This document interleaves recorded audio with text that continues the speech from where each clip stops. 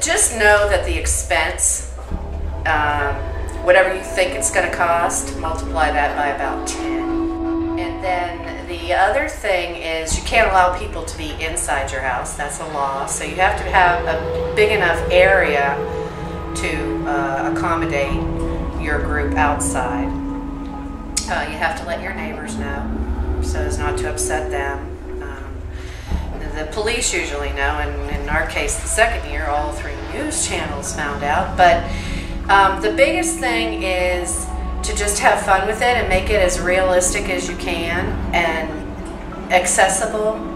And remember your scare level and make it appropriate to the guests you allow through your house. I mean, I love children. I have a real heart for kids. I don't want kids to get too scared, you know. So have something for the little ones to do while the grown-ups are having a little element of fun as well. And know what you're doing with the hammer and nails.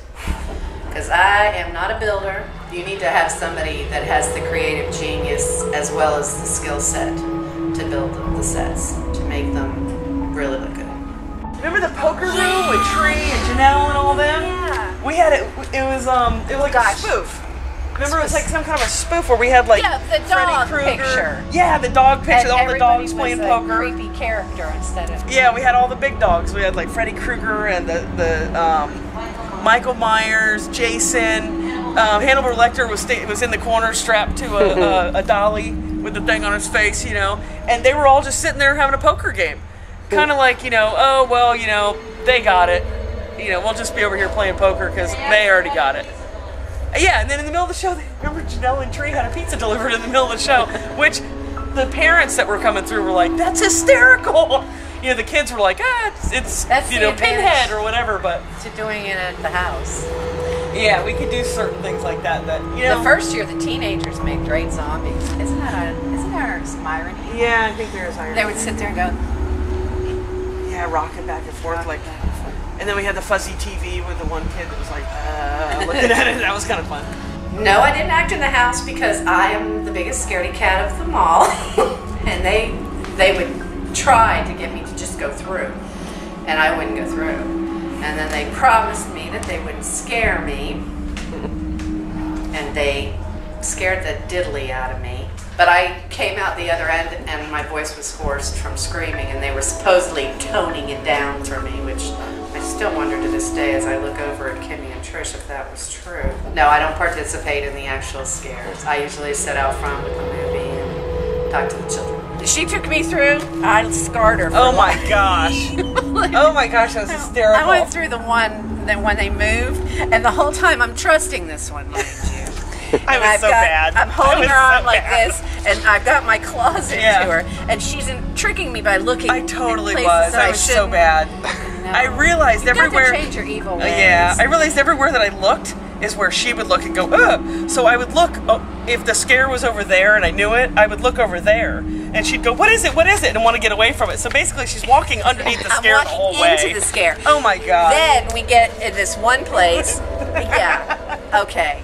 And I had no clue, but she's looking down like this, and I'm looking down, and all of a sudden, up above me. Over her head, the chainsaw guy went off. Let's just say, I wish that I had my adult diapers. Oh my gosh, it was so funny. I had to stop. I was choking. I was laughing so hard. They were all. You screamed like 3 times in a row with a deep breath in between. It was like, ah! You're lucky I didn't pass out. Ah! You really are, because I could have died. I could have just died. I could have died from laughing so hard. That was great. Oh my gosh. And then the guy that was doing the chainsaw up above, he was trying really hard not to be loud and was laughing. Because he loved it. They loved to torment me. What Charles. is it with these twisted people? That was great. It was something. That second year just blew us all away. And I think that's when Kimmy and Trish thought, wow, maybe we have something here. And I said, yes, you do. Go for it. It was free. It was free. Well, the second year, because we were anticipating that it would continue, there was this old hearse that someone I think they loaned it to us, but they didn't want it anymore. So there was like a jar. And if people wanted to, they could donate towards us getting that hearse, so we have it. But no, we never asked anybody for anything. People wanted to give us money, but no, we didn't. just said, no, let it be a blessing to you.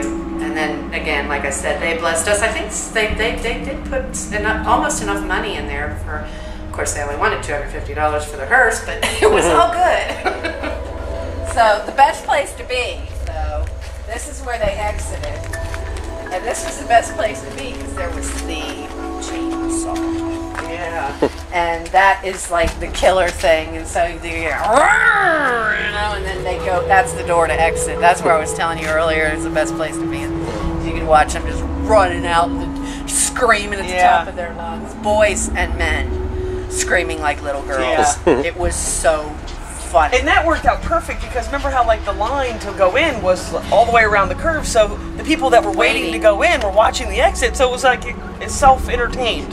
It was set up perfectly that it just happened that way, but I guess, I don't know, maybe that's kind of part of the things that we learned by being here, that, you know, I'll try to set up our queue line and stuff so that they can watch the exit, because it's humongously entertaining. Yeah. That's what you're going to go do. I want to see what's happening. They're standing in line saying, I'm not going to do it, I'm not going to do it. Yeah. I actually told the girls, I love you guys, but I don't want to portal it in my driveway anymore. You're going to have to take this horse and pony show somewhere else.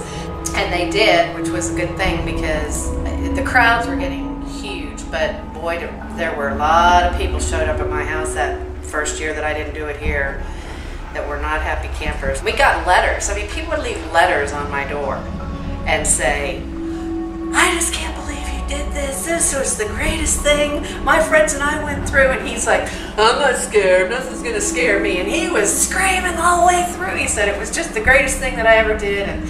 And so, you know, there was a lot of gratification in knowing that people were really getting a lot of joy out of it. Yeah, that second year, the police were coming, not because there was a problem, because we have security, but, you know, police were showing up and because of the crowds, really. There was just a lot of people here. And they were literally lined up down the street because we would take them through in groups of 5.